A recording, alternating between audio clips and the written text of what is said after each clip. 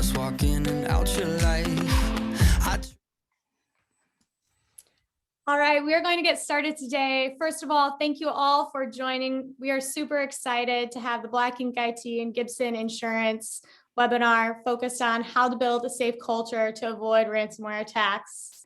To begin, we'd like to first start with introducing ourselves. So I'll start. I'm Kat Edmonds. I'm in business development at Black Ink IT, where we focus on helping keep companies safe and productive through working with their IT to align them with their business objectives. Jack, I'll pass it over to you. Yeah, hello everyone. My name is Jack Kramer. Thank you for being here. I work at Gibson as a risk advisor out of our Indianapolis office. And just a little background on Gibson. We're a regional broker in the Midwest, commercial insurance and employee benefits. Currently have 5 offices and around 160 employee owners. Actually approaching our 100-year anniversary in the next few years. So big milestone there. And reason I was attracted to Gibson personally is that we work with clients to proactively identify and address risks in their company, kind of help them find their edge in the marketplace. And as risk continues to grow and evolve, we understand that maybe insurance isn't always the best solution. So we love pairing with companies like Black Ink IT and Bo today to kind of expand our understanding of risk and help our clients and prospects. So thank you to all of the panelists today for joining us. And with that, Boomer, if you want to kind of kick us off with your introduction, and then Shauna and Bo. Sure. My name's John Boomershine, aka Boomer. Other than being the comedian and fashion advisor for this call, I'm the director of client engagement at Black Ink IT. 30 years of IT experience spread over government, military, medium, and small businesses. I look forward to today's discussion. Shauna, over to you. Oh, thanks, Boomer. I'm Shauna Nielsen, Director of Risk Management Services for Gibson. Oh, Boomer, don't take the hat off. Come on, man. It was getting hot. So Boomer's taking the crown for the comedic relief. He and I play well with each other. So this should be a fun event today. As Director of Risk Management Services, that means I head up our loss prevention and claims practices here at Gibson.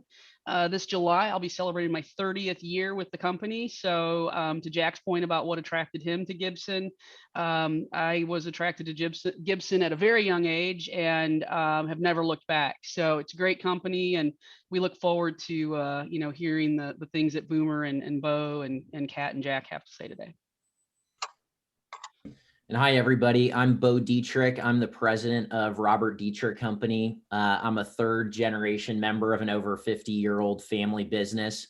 We like to call ourselves an industrial solutions provider, but we are an Indiana-based manufacturer's representative, as well as service and maintenance, particularly around loading dock equipment. But we also represent a whole slew of products for in-plant safety and productivity, really focusing on manufacturing facilities as well as distribution warehouses. So we're really tied to logistics. You're probably asking yourselves, what does this have to do with IT? I guess I'm the case study to represent today. Really traditional business mindset, particularly in the blue collar space, but how does cybersecurity and creating both security as well as psychological safety in an old business developing and evolving into the future, what that might look like. But this is definitely a topic that I'm pretty passionate about, and just want to thank Black Ink and Gibson for inviting me to speak today. Awesome. Well, thank you so much, Bo. And I mean, you said it so clearly. What we're here to do today is focus on how do we build culture, both from a safe culture, both from a psychological and technological standpoint. I think both of those are definitely needed to make sure that your company stays secured. Bo has shared with us his story, and it's really compelling on why he has become passionate about bringing this culture to Robert Dietrich Company. And so we are so thankful for him to be willing to share with us today and help bring light to why it's important to think differently as a company about security, whether it's from the psychological or the technological standpoint. So Bo, do you want to take it away? Absolutely. Thanks, Kat. So I gave you all a really brief introduction about who we are as a business, but just to kind of lean into this idea of cybersecurity, psychological safety when it comes to using IT tools, I really want to emphasize that when I say we're over a 50-year-old business, I mean, we are an older, more traditional business.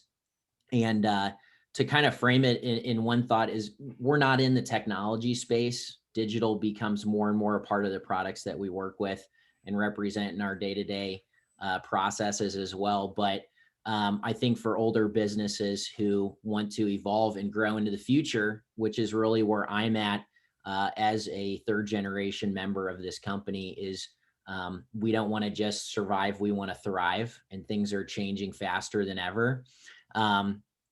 My kind of story really starts about 10 years ago. When I graduated from college, I moved into the tech sector. So I spent about 6 years working in software before joining the company business.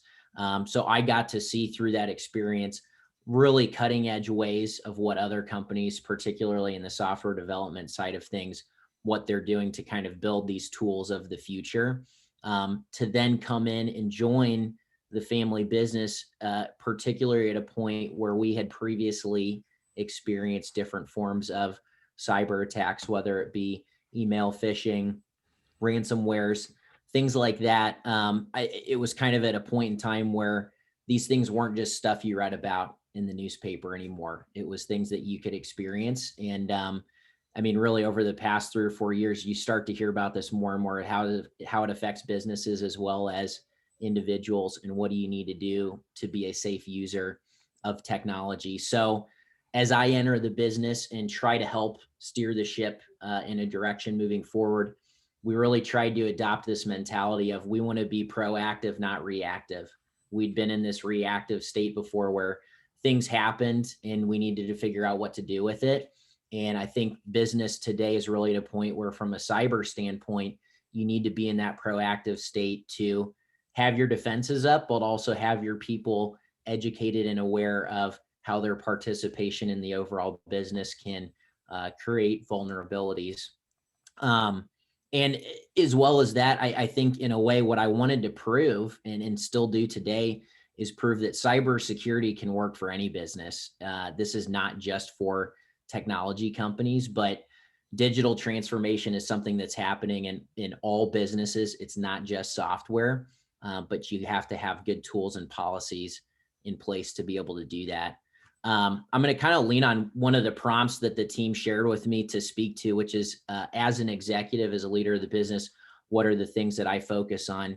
The easy answers are always like, is it affordable? Is it scalable? Is this going to make us better? But I think particularly on the cyber side of things, the 3 things that I always try to think about is, 1, can our internal and external IT partners implement this together?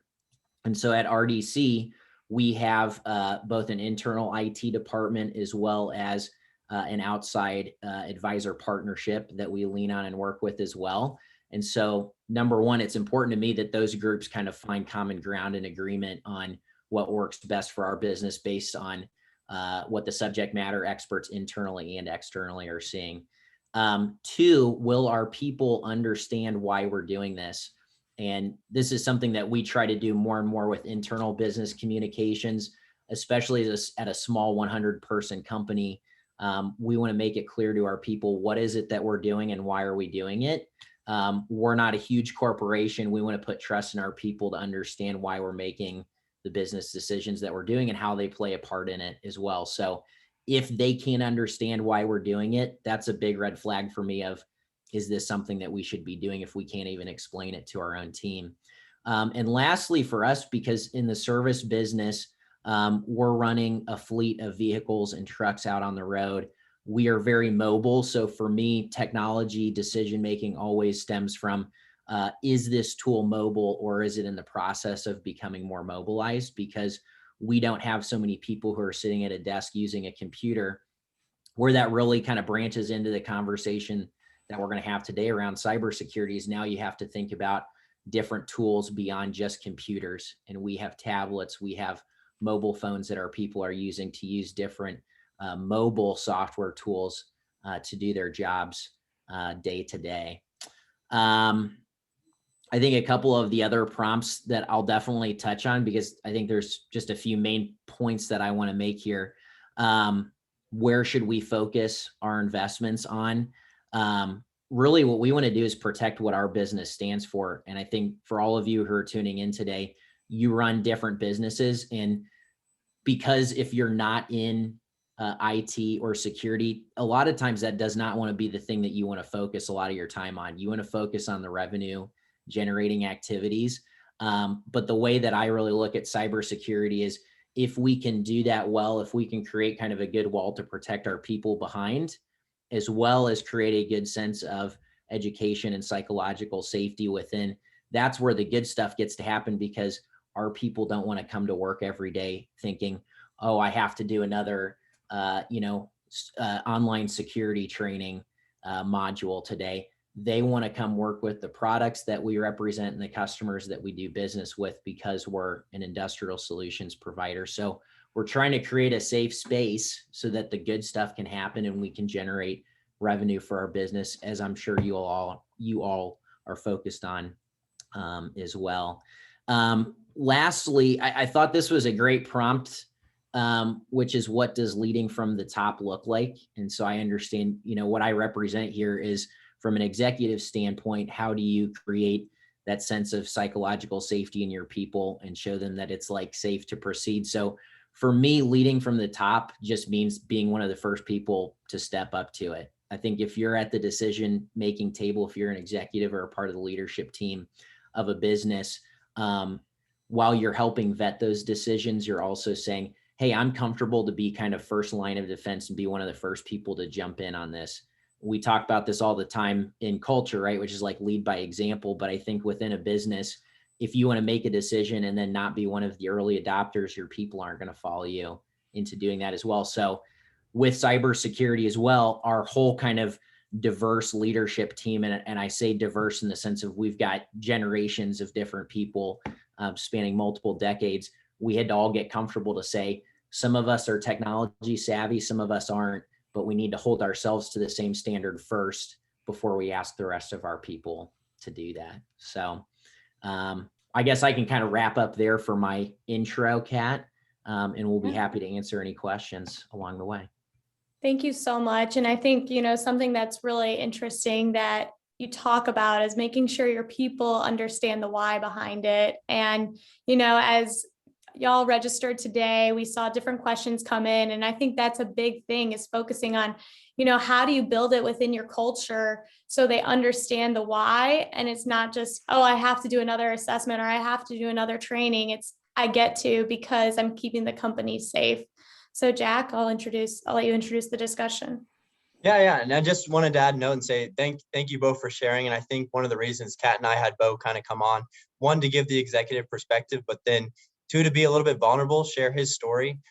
We did kind of want this to be a discussion. So if at any time you want to turn on the camera or unmute yourself and ask a question, feel free. I know the three panelists are ready to take your questions. And with that being said, we did ask you what you were wondering about when signing up for this. So I really wanted to tailor this to what the attendees really cared about in this space. So first thing that we really wanted to get into, we got a lot of questions about culture. And I think kind of the best place to start is just, hey, Shauna, what is a safe culture? Kind of define that a little bit. Well, the interesting thing, and Bo said it as he was wrapping up there, when we talk about a safety culture, a lot of times when we're getting on a call like this, people are thinking the physical safety. They're thinking that, we've got lockout, tagout in place. We've got our slip, trip, fall program in place. We've got our glove policy in place, fill in the blank, whoever, whatever businesses may be on this call with us. But in the space of, and quite honestly, this applies as well to physical safety, but we've got to bring that psychological safety into it. So even when I'm worried about the physical safety, and so where our team will go in and actually do inspections and look for those hazards, if a person doesn't feel safe to be able to tell their supervisor or their foreman or a member of their leadership team that there's an unsafe condition, your culture is not going to thrive, right? It's a culture of I'm too afraid, I don't want to lose my job, I'm afraid there's going to be punishment, that sort of a thing. And when we talk about psychological safety, the same concept applies. It's you have to feel like your team is a place where you can come and be vulnerable and express that maybe you just did something that you shouldn't have. So as we take it into, you know, this digital age and we take it into cybersecurity and those sorts of things, we have to be able to be the one that says, oh my gosh, I clicked that link that maybe I shouldn't have and something funky just happened on my computer. Otherwise, I've just exposed my entire company to those things. It's feeling safe enough that let's use Bo on this, that if one of Bo's team members does get that email that it's Bo saying, hey, I need you to buy $2,000 worth of gift cards and send me the Amazon link codes, that they're not going, oh my gosh, it's Bo and I better do this and hurry up and do it, to where they haven't even thought, because they're afraid of Bo. They're afraid of Bo as a leader of the organization. It needs to be a, wait a minute, would Bo really ask me to do that? And even if Bo would, maybe I should be able to reach out to Bo and say, hey, Bo, is this legit? Do you really need this from me? Without having this fear of punishment or something punitive. And so I think, you know, what I would really challenge participants today, attendees to today, to think about is, as you've built up your physical safety culture, that same concept, how you've built that, how you've given people that openness to let them be vulnerable, how you let people be accountable for, yeah, I messed up, but it doesn't mean I'm going to lose my job because I messed up. And so think about that. I know we do have some IT security leaders on the call today, and are they safe being vulnerable to their management team to say, oh my gosh, we just found this hole in our system and we've got to get this fixed, and it's going to cost X amount of dollars, but we got to get this fixed, again, without that fear of some sort of negative repercussion. So I know it was a lot of a focus on that negativity, but it is that psychological, that emotional, and I would argue all day long that applies whether we're talking this digital era or we're talking literal physical safety on whether or not someone's going to get hurt. You know, being in the support business, supporting thousands of users and seeing things over a span of, am I comfortable to say it, 25 plus years, you know, one of the things that's interesting is in the day, and I think still to this point, people will sometimes come into work and do things that they might not do on their home computers, or because they kind of know, but they don't know. And you know, this whole concept is around creating this ability that if somebody does something or sees something, they need to say something. We work with organizations that, you know, one strike and you're out on certain things, but none of us have to look too far in the media to find any reference to all the stuff that our employees are dealing with, especially when it comes to cybersecurity and what they do on a computer. They're inundated with information in their email. As I sit here right now, I'm trying to mute Teams because everybody's trying to chat me up while I'm on with y'all. And, you know, the other thing is phones. Our our threat landscape has grown because of the proliferation of devices. COVID hasn't helped that because now we have corporate assets. We have mobile devices, some of which may be owned by the companies, some of which may be personal, you know, phones, iPads, tablets, what have you. But all of this gives employees the opportunity to do something. We need to make sure that if they do something or if they see something and it's not good, they need to feel safe to say something. I'm always reminded of when I grew up, I was a little bit of a troublemaker. I know y'all have the hard time to understand that, but my parents would always bring me to the kitchen table because it was the safe table to have the discussion. I knew I wouldn't get punished at the table. That'd come later. And believe me, I got punished a lot. But I knew I had a safe space to come and kind of talk through the decisions I made, why I did them, and maybe learn something from it. So I think that's key. Creating that culture and that understanding that employees safe, that if they do or see something, they can certainly and should say something. Yeah, and I think this goes great to one of our questions. And Bo, I'm going to kind of flip it to you. We had a lot of questions about buy-in. How do you get buy-in from leadership? And then how do you get that to flow through the rest of your company? Where did you kind of see that as you're building a culture there? Yeah, and I think every business's, you know, experience is different and unique. For here at RDC, we'd already been burned before. So we had a lot of people, both leaders and employees, who had experienced what can happen after a ransomware attack and how does that affect your day-to-day business process. I think for all of our attendees, if they're thinking about their own companies. Maybe you've been through it, maybe you haven't. You probably know somebody who's been through some sort of cyber attack before.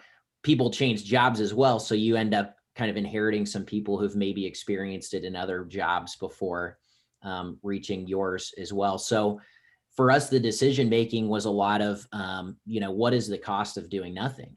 And we had seen what that was like before. If we're in a reactive state and something happens, and again, I kind of go back to that idea of we're trying to create this like safe bubble to do what we want to do in business, which may not necessarily be cybersecurity, but that's kind of like the passport that allows us to get to the good stuff, the stuff that our people are passionate about, and are able to do great work with our customers. So a lot of that decision making, I think, you have to put yourself in those shoes of like, what happens if our systems go down, or if we lose some of the tools. How much of your business is built on the ability to be able to run things? We talked about mobile, and if your whole business runs on mobile, yeah, there's a lot of efficiencies that can happen there. But if you lose that tool and you jump back into kind of like a paper and pen based operating your business, what does that do for your overall business process? So again, we had experienced it before. So I think decision making, there wasn't a lot of hesitation there. But if you're sitting at that decision making table with other people who may not buy into it, I think you just have to try to paint that picture of what would happen, put yourself in that proactive state to be prepared for anything. Mm-hmm. Awesome. Well, thank you. And transitioning to the next section where we talk more about how do you make your employees care? I think this goes right into it, right? How do you make them own it as they are part of making you safe? And one of the questions we received for the webinar was, how do you create a culture of safety when many assume it is the responsibility of the company and not theirs? Who would like to take that? Well, I think the statistics help kind of bear this out a touch, right? First of all, I suspect everyone on this, boy, I'm going to show my age, on the call, on the webinar, has seen something about SolarWinds or some of the other hacks that have happened that are out in the media. I mean, we can't open a newspaper and not see it. And what's interesting when you start to talk about statistics in small businesses is they're lagging a little bit. But back in 2018, 1 in 5 businesses closed after a ransomware event. 1 in 5, 20%. And as we all have lived through the pandemic and looked at our jobs for various things, let alone just being paid, it becomes important. I think you begin to understand what's the impact of the organization if I click on a link and we're shut down for 2, 3, or 4 days. Are we going to come back? These are all things that I think employees kind of are aware of, but they really don't connect the dots as we kind of go through and look at this. So as far as helping them to understand why they should care, first of all, they're the first line of defense, right? Because they all get emails. They all have that ability to click on a link. 2, everybody wants to come to work. Everybody wants to get a paycheck. If 20% of businesses are closing because of an event like this, that's a pretty sobering statistic. And Shauna, I know. I was sorry, Kat. I was gonna. I think that's it's educating our people. Yeah. It's got to be this constant education around it. We joke a little bit here at Gibson now, but we'll get these links that are legitimate links from our IT team, and we're like, wait a minute, are you trying to trick us? Are you trying to make us click something? And that's a good thing though, even though, but that's how we've gotten there. And it's not been an easy process for our IT team, but it's been years and years of, phishing simulations and training. And I don't mean hours and hours of training, because again, I think Bo said it, we've got productivity issues, right? We still need to make our widgets. We still need to do what we do as a business to make money. But we've got to get the information out there in front of our people so that they do care. We're employee owned, so we should all care because every one of us has stake in the game. So sorry that I cut you off there, Kat. I had a thought from Boomer talking that I wanted to get out there before I lost it. Yeah, no, and I think that really transitions to another question we received was, what is the information we should be making our employees aware of to make them feel connected in that way. I'll Yeah. jump in there. As far as RDC goes, I think for us, it's less about education or it's less about information. It's more what Shauna was talking about, education. And so we're just trying to present all of the information and kind of, as a sports guy, I always think about it as like you practice to prepare for the game. And so we want to put our team through a lot of practice, not something that's going to be super time consuming. And sometimes it's just a matter of, hey, if you didn't see this article about something that was going on in another industry, just be aware of this and know that we're not alone. We're not so unique in that this is happening. I mentioned like email phishing. We use a product called Know Before so that our people are on a regular cadence getting those kind of fake and call them safe test emails so that if they do click, it's not you're fired. It's, hey, like, let's put you through some additional training just to show you what you might have missed. Get to that point that Shauna was talking about, which is we'd rather have people double checking the safe ones than not checking the unsafe ones, right? So for us, I think it's just continued education. And I really think the role of IT, especially internally at companies, has really changed to be kind of an educator type of role. And they need to be that trusted person. They shouldn't be the like the gatekeeper or the security guard for the business. Work with your vendors to create kind of that secure infrastructure, but be that kind of trusted insight expert to be able to work with and ask questions of, because it's just a constantly evolving part of business. Well, and I'd say, Bo, if and I hate to beat a dead horse on the psychological safety piece, but if Bo is my president and sends me what I think looks like Bo sent me an email that I'm like, this looks a little weird. Well, first of all, I don't email Bo back, because if I email Bo back and it's not really Bo, then, they're of course going to tell me they are Bo. But secondarily to that is, hey, am I comfortable enough? Do I feel safe enough that I actually have access to Bo's cell phone? And I'm texting Bo to say, did you send me this email? It looks a little wonky, but and so it's that safety, but it's that culture that Bo's not sitting in an ivory tower and his minions can't reach out to him. Right. And it really is this, we are all in this together. And companies that build that kind of a culture are going to be so much more prosperous than those that build a culture of fear of your executives and your management team. Whether it's things like the Know Before platform or just incorporating these discussions into periodic meetings. Here at Black Ink, we have a meeting every Friday or every other Friday. And we talk about, not in great detail, but enough to make sure everybody understands, the importance of cybersecurity, maybe something that we've seen or read recently about an event. Or we talk about the training that we all take. We too leverage Know Before. And in fact, we're just getting through our quarterly training cycle. And, what's key there is that we start this education process day one. When people walk in the door, they understand that this isn't just a one and done approach, right? You just don't take your cyber security training, say I'm done. This is an ongoing and a routine, a regular process to keep it on the mind of the staff and to help them to understand, hey, this is out there. This is what happens. I guarantee 100% everybody on this session has gotten at least one bogus email in the last week. And I have no problem saying that. All your employees are getting it too. And if they're aware and they begin to understand, if I don't click on something, I just hover, I'm going to get a little more data. Maybe I'll see that it isn't coming from Bo's real email address, or it is a different spelling of the domain, or those types of things. That's where training and this awareness can come into play, especially if they know, hey, we're the last line of defense. We have to care. We have to help our organization.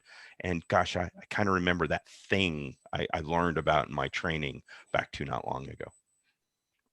Bill, and I think at the beginning of the conversation about, people will do things differently if it's a business tool versus if it's their own. Something that we try to do culturally that may be easier for us to do as a 100-person business than if you are a many thousands of people business, but we try to create a culture where everybody feels like they're a part of the business. People don't want to be just a number and be a part of the corporation. So when we hand somebody an iPad or an iPhone or a computer, it starts with the training, but we are really trying to pass off the sense of, this is a tool that we want to just be your tool. I'm not asking you to carry multiple phones. If you need to call your husband or wife, or if you need to do personal things on your cell phone that the company's provided to you, we want to open that up for you. And so I think that buys us a little bit of, buy-in from our people to say, oh, this is my phone. I'm going to treat this thing like it were my own investment into this.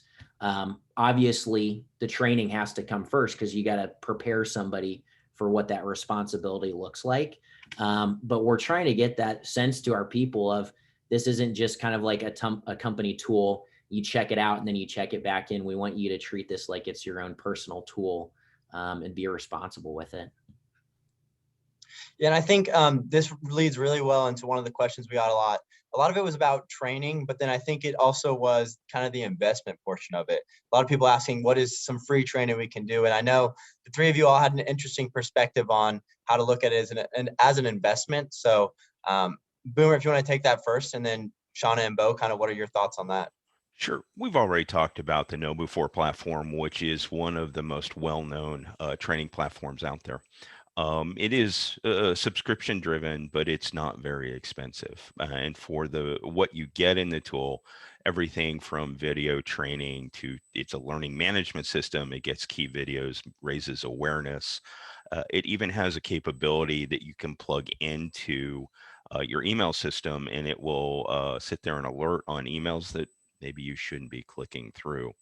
Well, that's a paid subscription, and there are many other competitors in that space. Proofpoint's one. All of your antivirus vendors are providing more and more, at least educational material. Microsoft is also providing free downloads. Black Ink, we have a bunch of tools that we can share with you and self-run assessments. But at the end of the day, it is finding one of these tools that you use routinely and regularly. If I can just drum one thing home, this isn't a one and done. It's a continuous process to keep it top of mind. So keep awareness, leverage the tool to help fill in the gaps, maybe help people define phrases, because we hear things from ransomware to phishing to social engineering. What do they mean? What are examples of those? But lots of good tools out there. KnowBe4, Proofpoint are key, but there's other assets that you can pull down from vendors you're already doing business with. Well, and I think I was looking up some statistics for this, because it's one of the ways that we talk to our clients about how they pay for safety. And again, now we're talking that physical safety, and there's a direct cost to workers' compensation premiums if someone gets hurt, and that's not what this webinar is about. But anyway, if you look at, so the numbers are continuing to go up. The average cost of a ransomware attack is $3.86 million. That's a lot of money. There's a lot of time. We work with insurance carriers, and I don't know if Jack's got this in the back of his mind. We've been seeing emails for the last week that one of our, it's a very prominent insurance carrier, has been shut down for almost a week now because their emails, they've been hacked. They've gotten in, and so they're not able to get to their clients. They're not able to respond to emails. They're looking at how they get other things up and running. Their website's down. I mean, so it's between that. And I guess here's another thing, and we all keep talking about training. 95% of these attacks are successful because of human error. And so if our people, to Boomer's point and to Bo's point, don't have any sort of inkling, even if they don't understand the phishing and the social engineering, if they don't understand what those terms mean, but they get the gist of what the background is, that's how we've started. And so I think the flip on that, and I'm going to be a little coy, and people are going to want to start hanging up off the webinar for me saying this, is, can you afford not to train your people? And in response to that, I'll give kind of like a hard line approach and then a softer approach, because I get it. People are looking for cost effective ways, and I'm not the product guy, but I think there's all these things that you can do, kind of like what your playbook is to start educating people. As an executive, probably the most burdensome thing on me is if you hit a point where somebody has basically just said, I don't want to invest myself in this. I don't want to participate in the training, and I'm not going to follow these steps and tips. For kind of the greater good of the rest of your team in the business, you may have to part ways with some people if they don't want to be a part of a safe culture at your business. It may not be for everybody, but you have to decide like what's right for your business. And I think you get more respect and appreciation from the rest of your team who are working hard to protect themselves, to protect the business, if you remove those individuals who might be seen as a threat by their peers as well. That's the hard line, not fun part of some of this decision making. I think the softer approach, as far as if you're looking for the most free way beyond investing in a product, is you just got to start talking about it. And we talked about this at the beginning, which is from a leadership team standpoint, make sure that's something that everybody on your leadership team are talking with their people on their team about. Don't make it where cybersecurity is like a one time a year or once a quarter sort of like email announcement that you put out there for your team. Make it casual, make it a part of like weekly conversation that this is something that we value and it's important to our business. And really, I appreciated what Shauna talked about, which is you're trying to create a culture that if a communication came from me, I want to try to make myself accessible to everybody else on the team to text me or shoot me a Teams note or something casual and internal as just a double check, as opposed to, oh my gosh, like I've never heard from this person, like this is a big deal. So I think that's the thing that executive teams need to do. Again, I'm a part of a 100-person company, a much larger company. That's harder to do. I don't necessarily have the roadmap, but people like casual and they like to think that when they go to work, they're a part of a community. And so I think modern executive teams need to look for ways to create that experience for their people of it's okay to reach up to somebody a couple of rungs up the ladder. And that's not something that you're going to get in trouble for doing. So again, it's creating culture, but I think it's talking about it a lot and making it a part of your regular message. Definitely. Go. I was going to say I'm a product of public education and I did not have a STEM background, which means I'm not good at math. But the simple math of this equation is a subscription in a cyber tool or a cyber education tool is probably around $30 a year per employee. It's going to take them about an hour a quarter to go through some training, maybe 2. Take your per hour number, add that all together, and I guarantee you the investment for a 100-person firm is still going to be way under the impact of being shut down for at least a day, if not longer. So it's pretty easy to say, hey, I can afford this, because to the point you can't afford not to do it. And it's not like it's a huge expense anyway. And, we're talking about ransomware attacks, and a lot of questions we had prior to the webinar was, what are some ransomware attacks? What are cyber attacks? Is it just by clicking on a link that this can occur? Or, maybe Boomer, kind of talk about what are the top 3 we're seeing and how are they evolving, especially through this new hybrid remote work environment?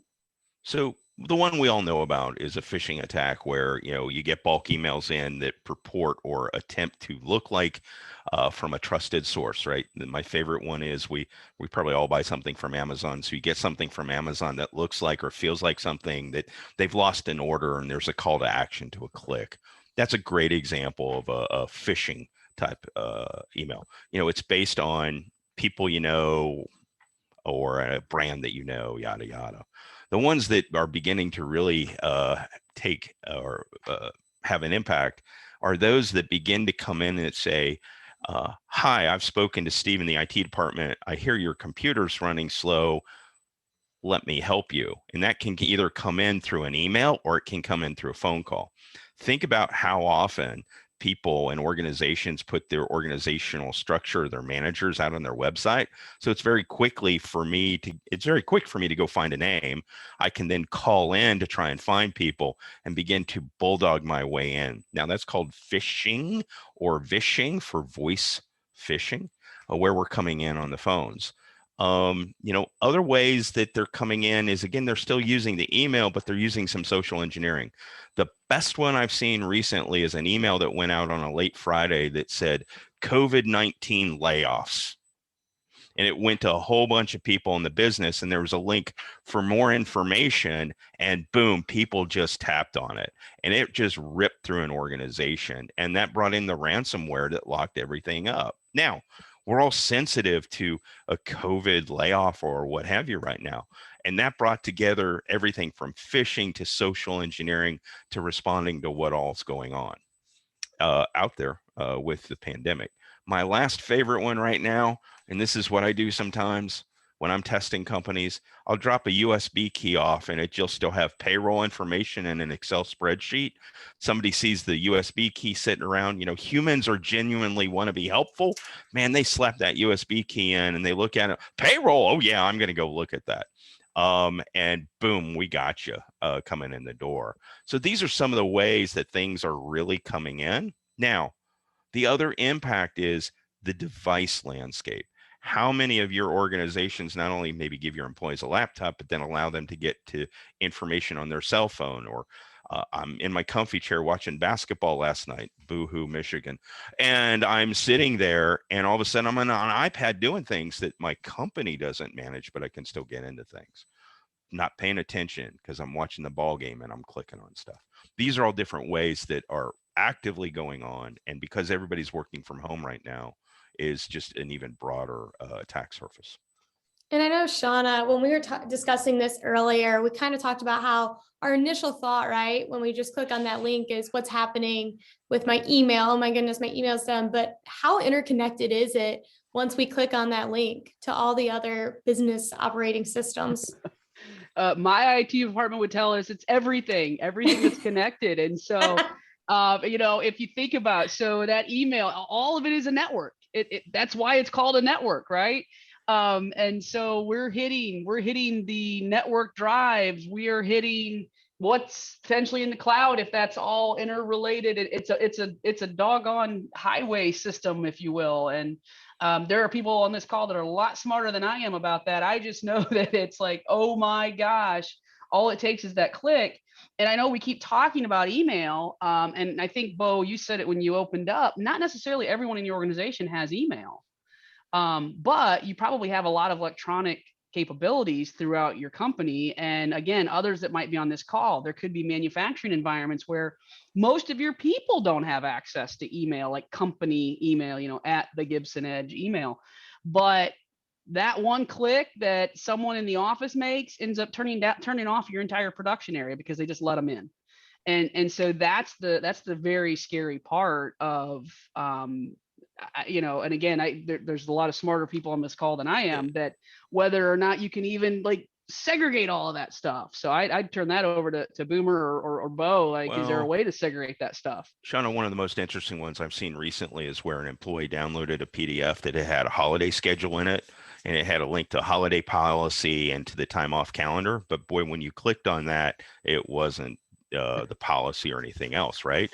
And that was stored on a SharePoint server. All of a sudden it's into SharePoint, it's beginning to encrypt things there, and then it starts to spread out to your departmental shares.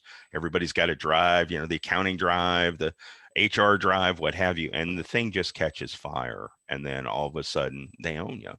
And so whether it is the email, whether it is a link buried in a document, whether it's Boomer being crafty and leaving a USB key behind, these are all different vectors that are going to come in the door. And one of the questions we had is, say someone does click on a link and you don't know, what might be some indicators that there is a cyber scam occurring within your company? So a lot of times, those when you click on links, it'll pop up something and either ask you for more information, or all of a sudden you'll start to see activity on your screen that you weren't expecting, right? Typically, a link's going to take you to a document, it's going to take you to a site. But then if you start to see other activities, or I'm looking at my laptop and I have a hard drive light that flickers from time to time, but if all of a sudden that just goes off to the races and stops, or I'm sorry, doesn't stop, then those are indications that maybe something is going on. So those are some of the things that pop up more often in employees' faces when they do those things.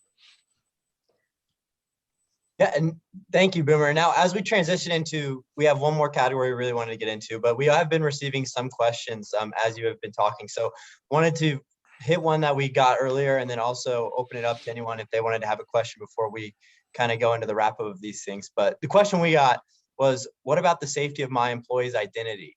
Should I offer ID protection as a paid benefit? So thoughts on that? That's interesting and forward thinking. I'm seeing kind of a mix. A lot of employees come up to the IT folks when we're on site and they ask us questions because they don't want to appear stupid to their staff members, their team members, or their family members. I think ID protection is one of those big things that is something that as a benefit would have value. But it's also that education component, helping employees to understand how often that their identification is out on the dark web and wherever. There are some organizations that can actually run a dark web survey for both corporate accounts, and the organization might want to consider running one, having a list of the employees with their home accounts or what have you, just to see how often it shows up. But yes, I think that is a benefit that would be interesting. I also think it's very interesting. I think it's important to consider the word benefit, which really we're looking at your recruitment base or your employee base. Like, what kind of people are you trying to bring into your business?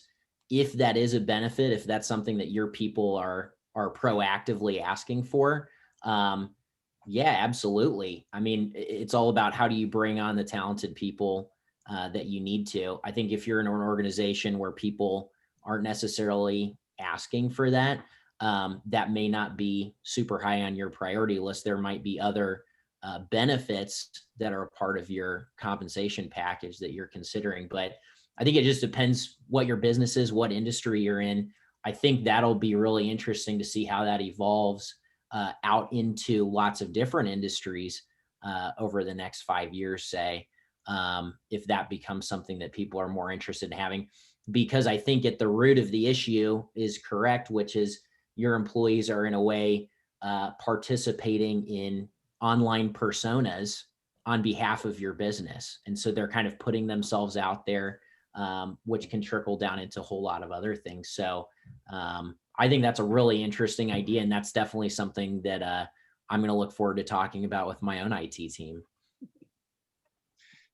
Yeah, next question that we got, which I think applies a lot to a lot of the industries that we're in, is it's about, have you seen someone where you receive a newsletter, something industry specific that has like a value add to your employees? Have you seen people started, instead of attacking internal documents, attacking maybe association documents? And I think this really applies to Gibson well, because we're always told, hey, always expand your knowledge, try to learn about the industries that you're working in. So have we kind of seen this on the ransomware attacks? Absolutely, and every day. It's just yet another attack surface to come in the door, and it's why it's important to understand the source of that information and how it's coming in.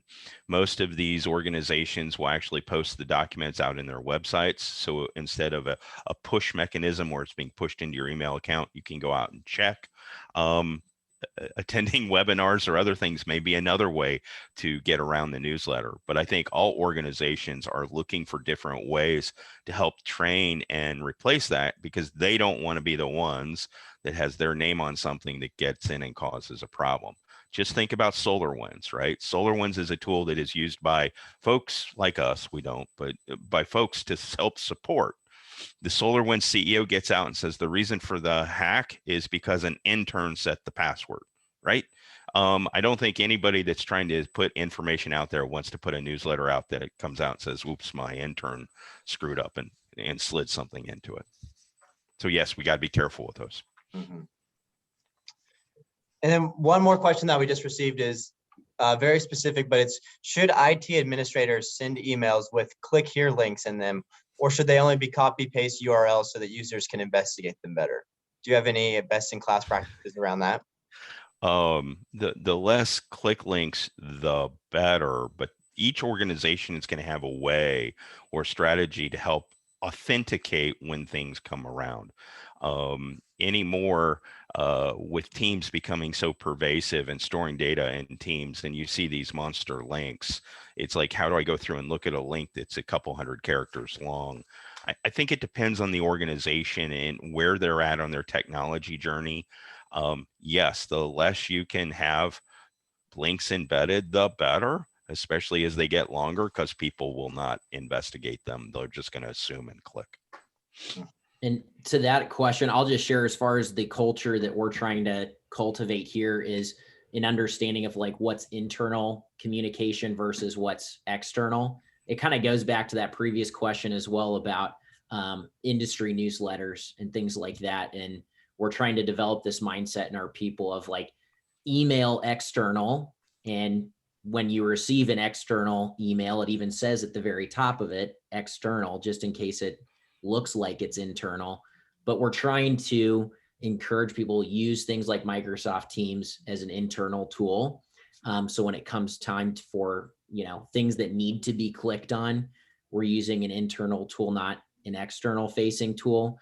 And really what we talked about before, which is like communication and being proactive. And it means if there's something that you want people to click on, like give them a heads up before that even comes across their desk, so that they know it's coming and it's not something, it's like, what is this? I wasn't expecting to get this. So whether that's just in passing conversation or even putting out some sort of notification, hey, everybody, just so you know, like tomorrow you are going to be receiving this link, please click it and follow the directions from there. So, I think there's things that you can do to kind of prepare your people, so they know what's coming their way.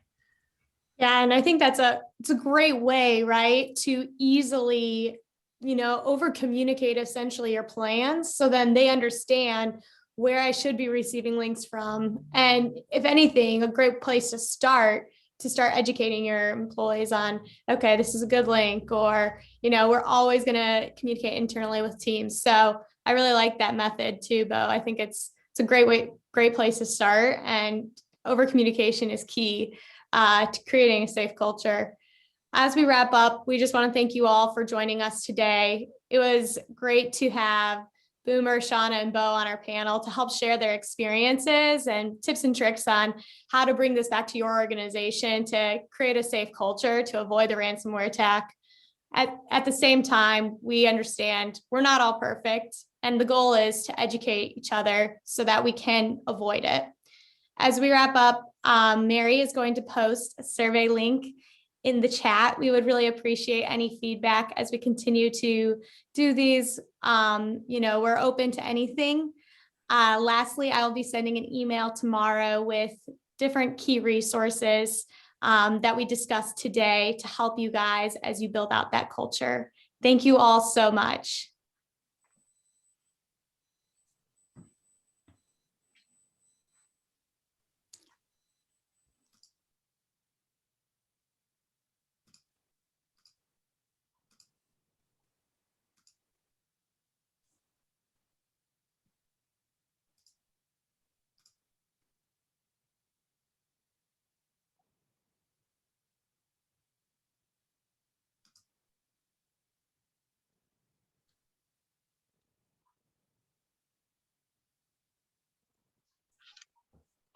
Awesome. Thank you all. Bye-bye.